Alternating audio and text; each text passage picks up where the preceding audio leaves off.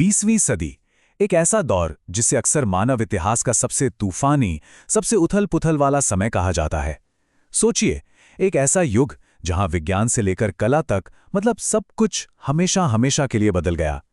तो आखिर क्या थी इस सदी की वो खास भावना, इसका वो ज़ाइटगाइस्ट? चलिए आज इसी को समझते हैं। तो सवाल यही है कि आखिर ऐसा क्या हुआ इस सदी में जो इसे इतना इतना उथल-पुथल भरा दौर बना देता है। हम इसी सवाल का जवाब आज इस विश्लेषण में ढूंढने की कोशिश करेंगे। देखिए, ये जो उथल-पुथल थी ना, ये लड़ाइयों से या मैदानों से शुरू नहीं हुई। नहीं, इसकी शुरुआत हुई थी इंसानी दिमाग के अंदर। इसकी जड़ें थीं उन क्रांतिकारी विचारों में जिन्होंने सदियों से चली आ रही मान्यताओं को सचमुच जड़ से हिलाकर रख दिया। और इन वैचारिक क्रांतियों के केंद्र में थे ये 4 विचारक। इनके जो विचार थे ना, वो किसी बौद्धिक भूकंप से कम नहीं थे। इन्होंने पुरानी दुनिया की नींव ही हिला दी। चलिए एक एक करके देखते हैं कैसे। तो सबसे पहले आते हैं डार्विन। उनके विकासवाद के सिद्धांत ने एक झटके में यह साफ कर दिया कि इंसान कोई दैवीय रचना नहीं बल्कि एक लंबी जैविक प्रक्रिया का हिस्सा है। सोचिए, इस एक विचार ने प्रकृति में हमारी जगह की पूरी कहानी ही बदल दी। फिर आए मार्क्स। इन्होंने समाज को देखने का एक बिल्कुल नया चश्मा दिया, आर्थिक नजरिए का। उन्होंने कहा कि इतिहास और समाज की जो पूरी कहानी है ना, वो असल में अमीर और गरीब यानी वर्ग संघर्ष की कहानी है।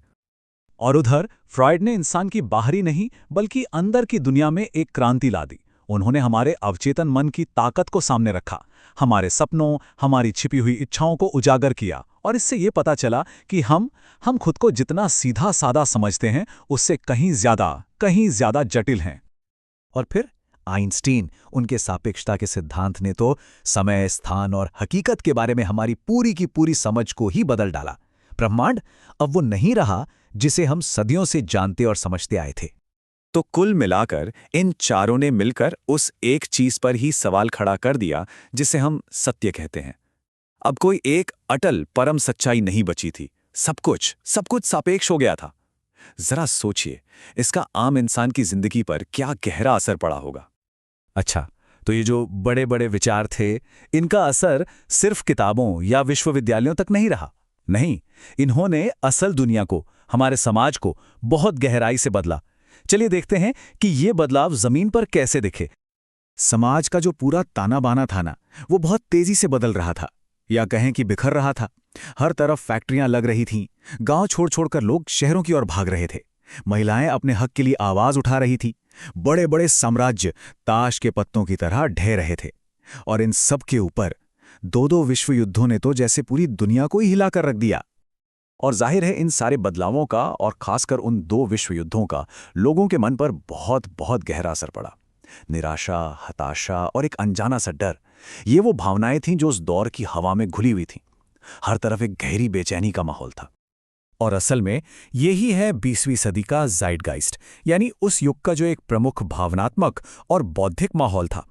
लोगों को लगने लगा था कि दुनिया बिखर रही है, वो इस भीड़ में बिल्कुल अकेले पड़ गए हैं, और इस पूरी अफरा-तफरी और अराजकता के बीच वो किसी नए मकसद, किसी नए अर्थ की तलाश में थे।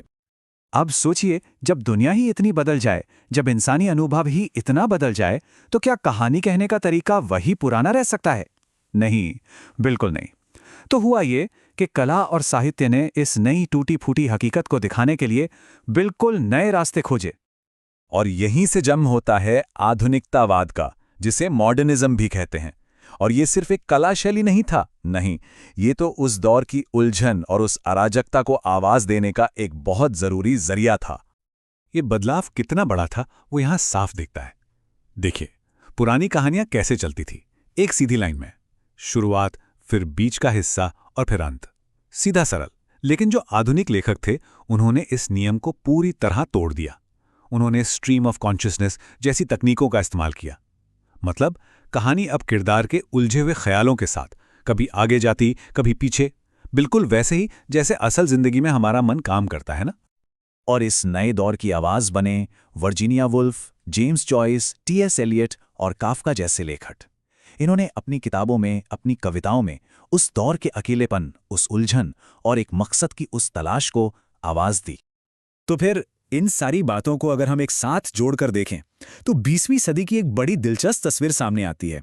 ये एक विरोधाभास का युग था, यानी एक ऐसा समय जब दुनिया में एक तरफ तो भयंकर विनाश और अफरा तफरी मची हुई थी और वहीं दूसरी तरफ उतनी ही जबरदस्त, उतनी ही कमाल की रचनात्मकता और नया सृजन भी हो रहा था। इसे ऐसे समझिए कि पुरानी दुनिया की हर चीज, पुराने विचार, पुराना समाज, पुरानी कला, सब कुछ टूटकर बिखर रहा था।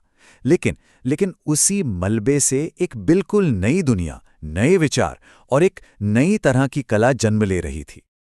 और आखिर में एक सवाल छोड़ जाते हैं। उस सदी के जो भूकंप थे ना, उनके झटके हम आज भी महसूस करते हैं। विज्ञान में, समाज में, कला में जो बदलाव उस वक्त शुरू हुए थे, वो आज हमारी दुनिया को किस तरह से बना रहे हैं, किस तरह से आकार दे रहे हैं, इस पर सोचना तो बनता है।